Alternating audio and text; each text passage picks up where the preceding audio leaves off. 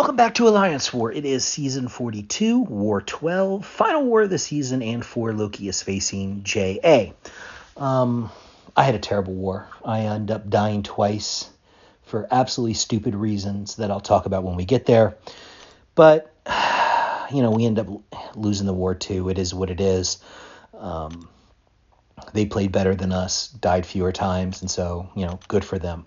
But it's sort of an entryway into a topic that I do want to talk about. I am more interested in discussing, which is the state of cheating in MCOC. And let me begin by making clear, this is not an anti-JA video. It's just simply not.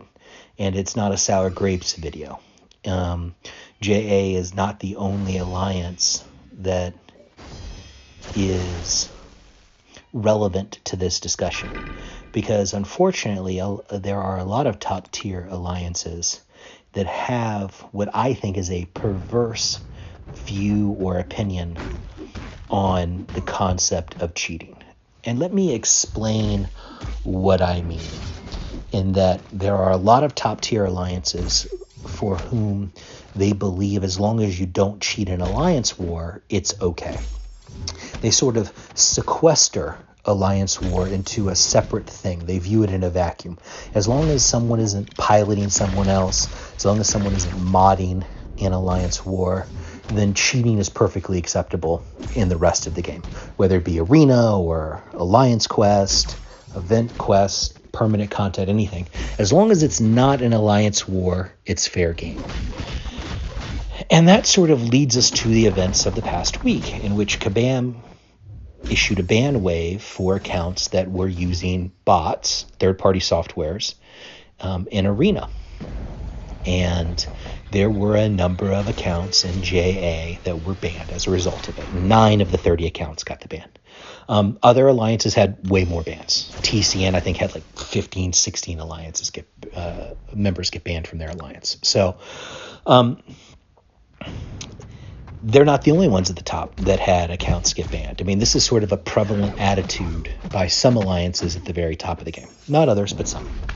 And I wanted to talk about that because it is not an opinion that I share.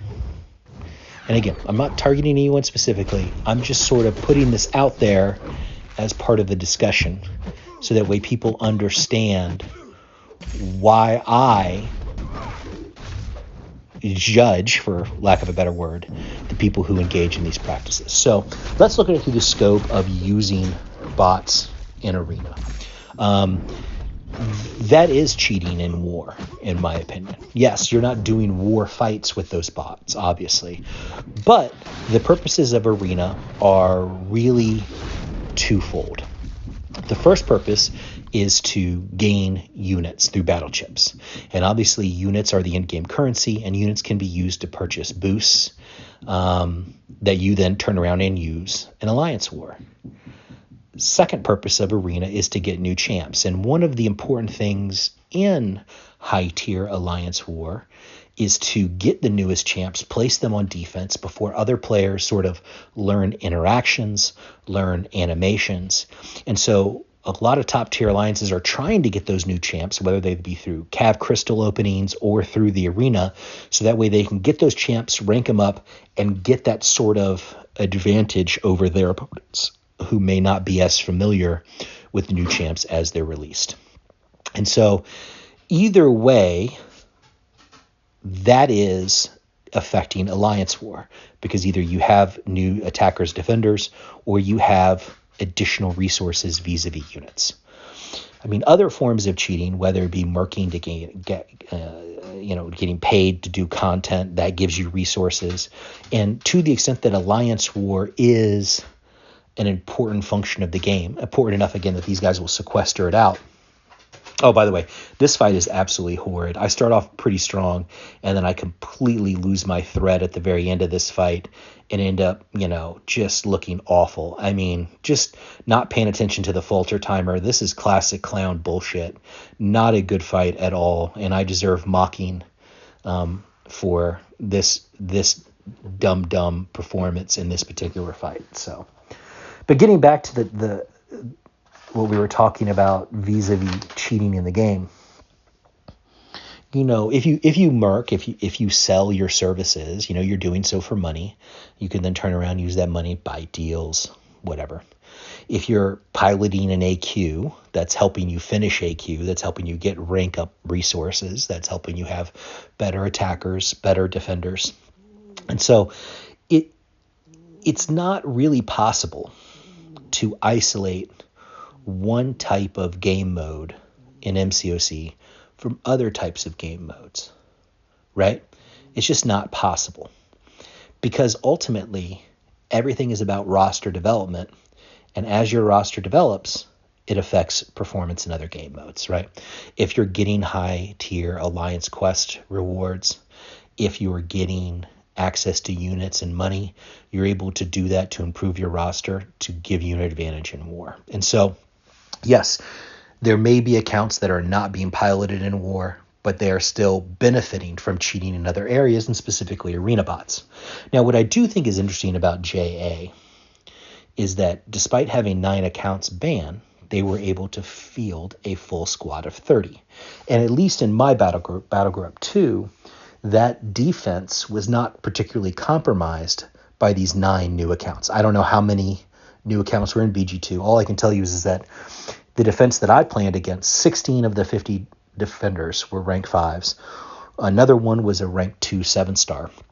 That is a stronger defense in terms of ranks than my battle group puts out in 4 Loki. So very, very, very strong. And the bigger question is, where do they find these 9 accounts? These would be people that would be joining Alliance War with no hope of getting season rewards. And who would be willing to do that? Who owns these accounts? Who's playing these accounts? These are not questions that I really know the answer to.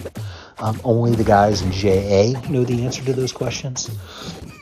But I do think that they are questions worth asking. And, maybe everything's on the up and up. And if so, hey, that's awesome. Congrats. Like I said, they beat us this war. No question about it. They are historically a strong war alliance. It's just that they do things on the penumbra, on the sides of the game, that I ultimately don't think is good play, right? And that's what we've been discussing. So, Kabam's response. Let's talk about that. Kabam says, we're going to give those accounts who have never had a strike before sort of a second chance. We're just going to give these folks a 7-day ban.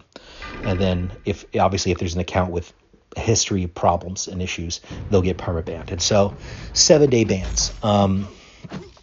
DLL had a stream, and DLL thinks deeply about this. I love him. He and I have broken bread together, had drinks, talked about this stuff in person in real life. I have the utmost respect for him. I just kind of think he's wrong on this issue. And I think Kabam's thinking is wrong on this issue, because it's hard for me to believe that someone did not know that using third-party software, using arena bots, was a huge violation of the terms of service. And if the idea is that, hey, maybe they didn't know, let's give them the possibilities of a second chance, the fact that JA was able to find 9 accounts to replace the ones they lost sort of really cuts against it, right? Because it's almost as if they're prepared for the possibility of accounts being banned, right? Like that's built in to their business model, for lack of a better term. And my concern is that you want to give second chances to people if there is a mistake of fact, right? If they just don't know something, a second chance is perfectly reasonable, perfectly appropriate. However, certain people know what they're doing is wrong. And are we really interested in giving quote-unquote second chances to people who not only are trying to take advantage and game the system, but have planned on how to survive and even thrive if they're caught gaming the system or taking advantage of the system? My personal perspective on that is no, right? I mean, if there's an account that is in tier 1 war, that's in top 45 AQ, and they get caught doing this kind of stuff, I think a permaban is perfectly appropriate. If it's a lower level account, an account that hasn't reached level 60 or hasn't reached Thronebreaker, something along those lines, yeah, maybe you give them a 7-day ban. But if it's a high level account, just chuck it, because you don't get that high level unless you've been playing this game for a decent period of time and are a member of the community and therefore understand what you're doing is wrong, right?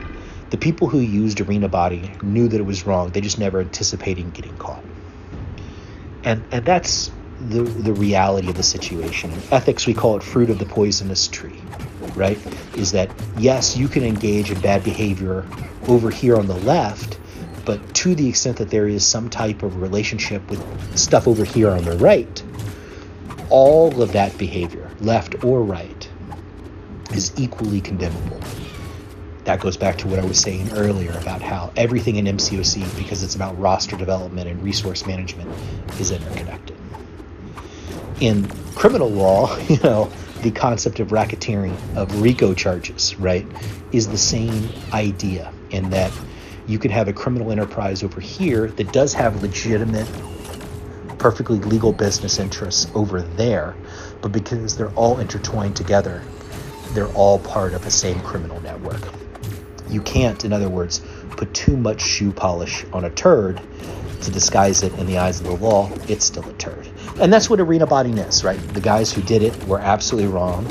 I believe they should have gotten permabanned if their accounts were Thronebreaker or higher. And that's just my particular stance. Some may call that holier than thou.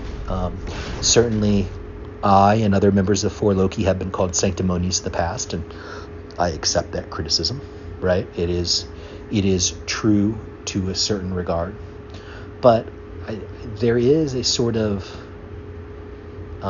spirit to the game and competing fairly in all aspects of the game.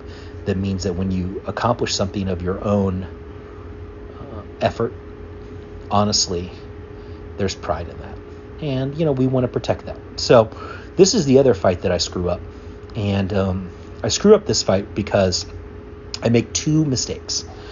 The first mistake I make is that I don't do a good job of managing his power, and I end up pushing him to 3 bars of power.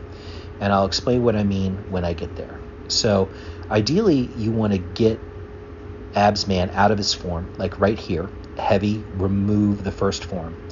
And so now he is formless, and he can take a bunch of damage. And I, for reasons that I don't know, am pushing him back to his special 2. I should have just been pushing him to a special 1 and letting him form his Uru again. Instead, I'm trying to push him to Magma, and instead what I end up doing is I end up getting myself cornered and then pushing him to 3 bars of power. This is not ideal, okay? This is not ideal, because I'm about to eat a special 3. And what I forgot about Absman is that even though he's formless at this point in the fight, when he throws a special 3, he's going to come out of it in a refined Uru form. And that means that his block damage is going to be absolutely insane. So I'm going to throw a special 1 here. Again, I'm trying to get his power up.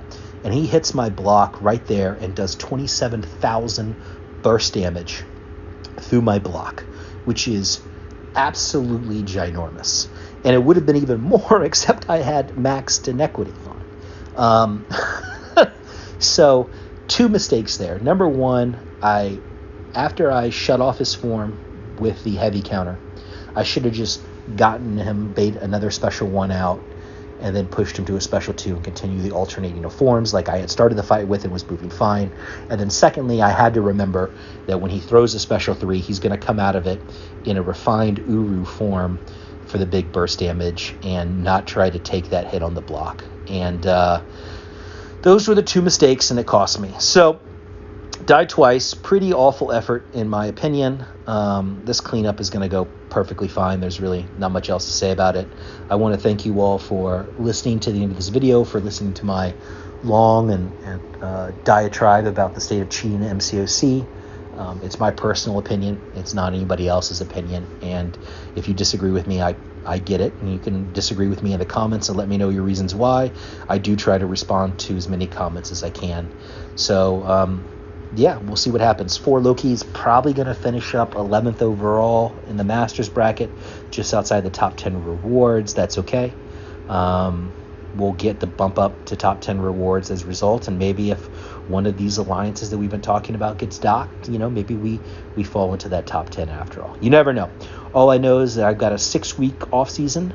I don't know how many videos I'm going to post, but whenever I do, I will see you in the next life, Jack.